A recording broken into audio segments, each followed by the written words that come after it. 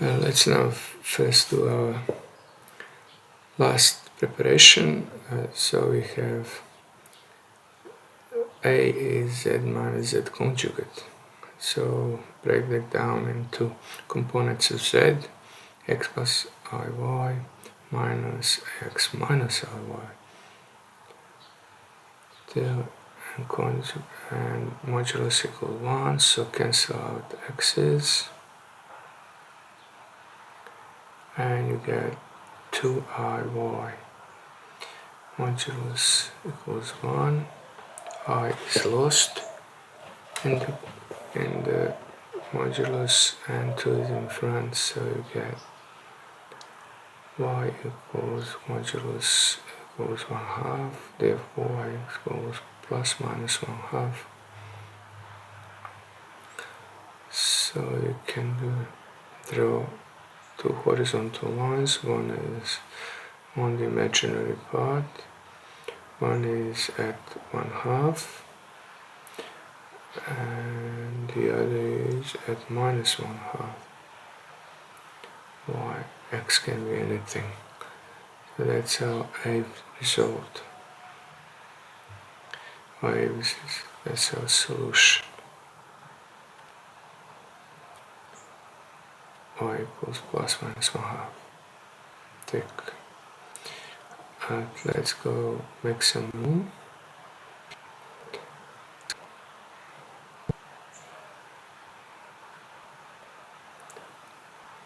Make some room.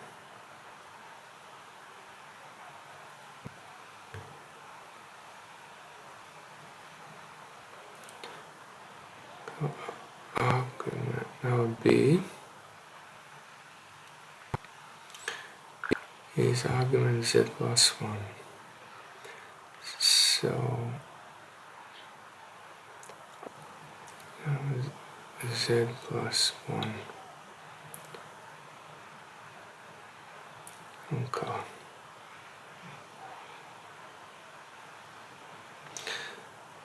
Yep, so that is like 1 is the real part, 0 for imaginary part.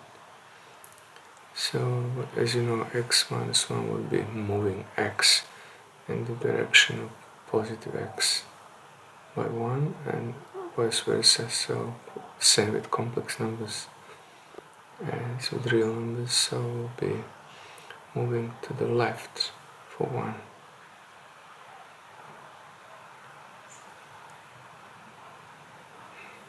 Yeah.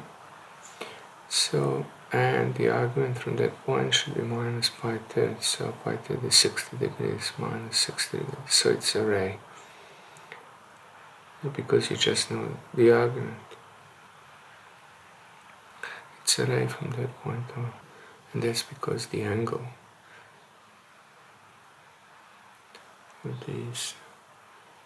We'll attempt that in the last C exercise. Why is this ray pointing down? When we come to C, it will be much clearer. When we come to E, sorry. Let's do a C first. Imagine that a part of Z is y. Modulus of y plus minus 3. So that's the same as our first example, horizontal line of 3 and minus 3y.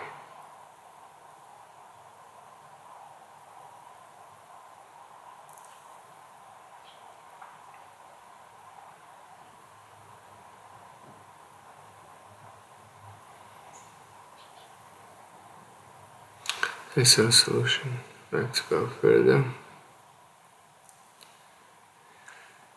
Make some room first.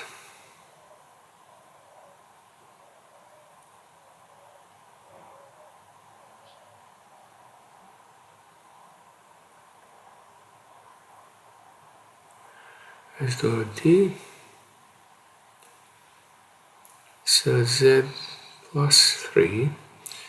And modulus of that, remember Z minus something, modulus of the distance from Z.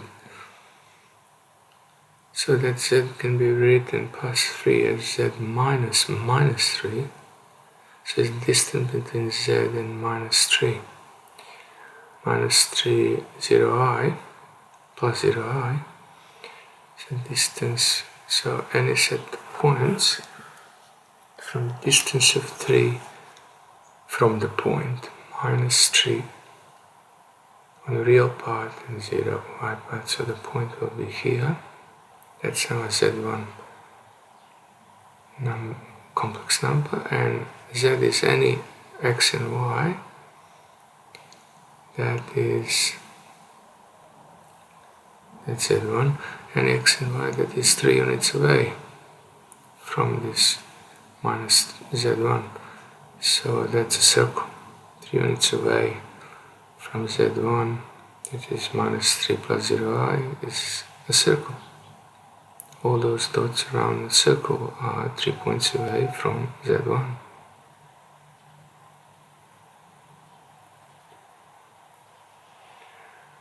So that's our solution.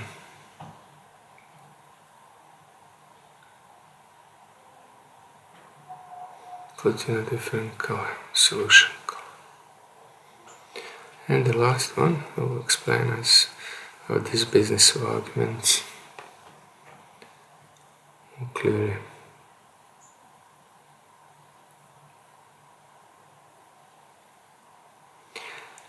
So, if you have two complex numbers with the same arguments, that means that they are collinear.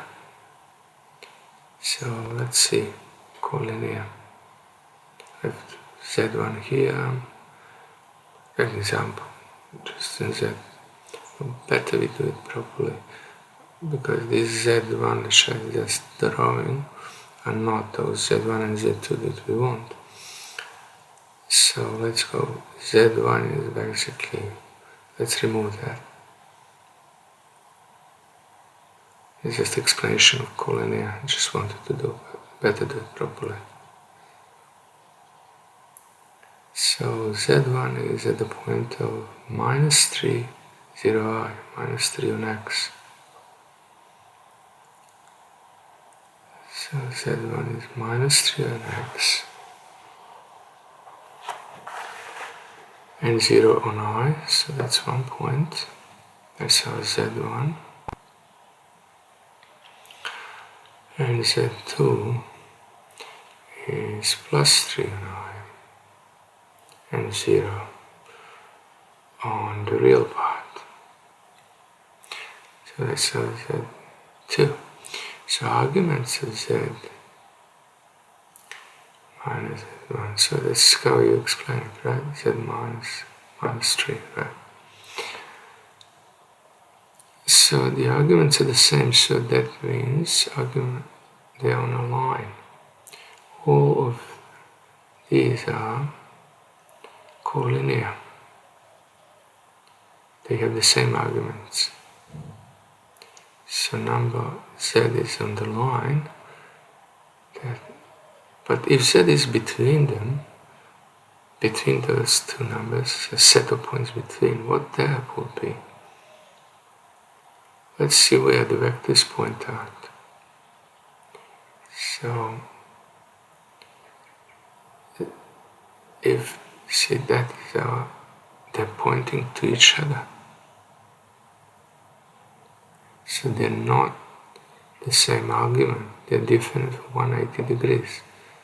So the z cannot be between z1 and z2. They can only point in the same direction, those vectors. So that means that where the green is here and here, on those two sides, z can be.